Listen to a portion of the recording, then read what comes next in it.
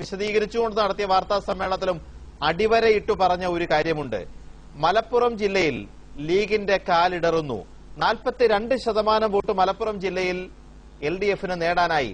50%-ത്തിൽ താഴെയായി ഇടതുമുന്നണിയുടെ വോട്ട് വിഹിതം കുറയുന്നു.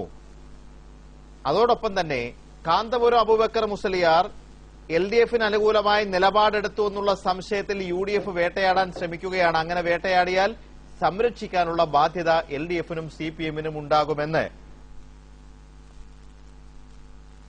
പറയുമ്പോൾ തന്നെ 2 ദിവസത്തെ സംസ്ഥാന സമിതിയുടെ വിലയിരുത്തൽ വിശദീകരിച്ച പാർട്ടി സംസ്ഥാന സെക്രട്ടറി കോടിയേരി ബാലകൃഷ്ണൻ അടിവരയിട്ട് മലപ്പുറം ജില്ലയുടെ കാര്യം വിവരിക്കുകയുണ്ടായി. 42% വോട്ട് നേടാൻ ഇടതുമുന്നണിക്ക് കഴിഞ്ഞു.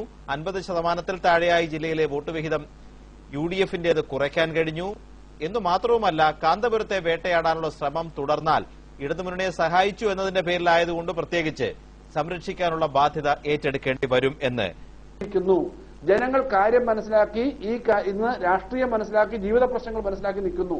ആ ഒരു കാര്യമാണ് ഇന്നത്തെ ഞങ്ങളുടെ സംസ്ഥാന സമിതി. പക്ഷേ അതോടൊപ്പം കാന്തപുരം അടക്കം ഇടതുമുന്നണിയെ സഹായിച്ചവരെ സംരക്ഷിക്കാനുള്ള ബാധ്യത ഏറ്റെടുക്കുമെന്ന് പറയേണ്ടി വരുന്നത് എവിടെയാണ്? കാന്തപുരം അടക്കമുള്ള ആളുകളുടെ മാത്രമല്ല, ഇടതുപക്ഷത്തിന് അനുകൂലമായി വോട്ട് രേഖപ്പെടുത്തി കഴിഞ്ഞാൽ, അങ്ങനെ ചിന്തിച്ചാൽ, അങ്ങനെ ചിന്തിക്കുന്ന ആളുകളെ കൈകാര്യം ചെയ്യുന്ന ആരെങ്കിലും പറഞ്ഞാൽ അവരെ രാഷ്ട്രീയമായി സാംസ്കാരികമായി ഒക്കെ സമൂഹത്തിൽ അവരെ സംരക്ഷിക്കേണ്ട ഉത്തരവാദിത്വമുണ്ട്. അതൊന്നും വർഗീയതയുടെ അടിസ്ഥാനത്തിലല്ലോ.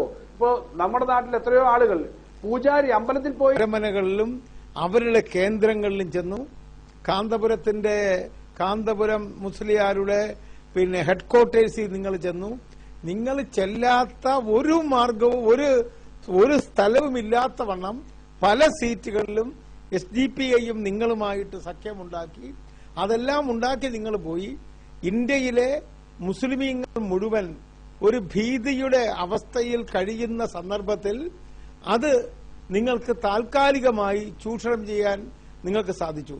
ഒരു കാര്യം സുരേഷ് മനസ്സിലാക്കണം, ഒരു പാർലമെന്റ് സീറ്റ് അടക്കം നോക്ക്. ഭരിക്കേണ്ട സമയത്ത് നിങ്ങൾ ഭരിക്കാതെ ഷാനവാസ്, അതെങ്ങനെയാണ് തീക്കൊള്ളി കൊണ്ട് തലചൊറിയുന്നത് പോലെ ആകുന്നത്?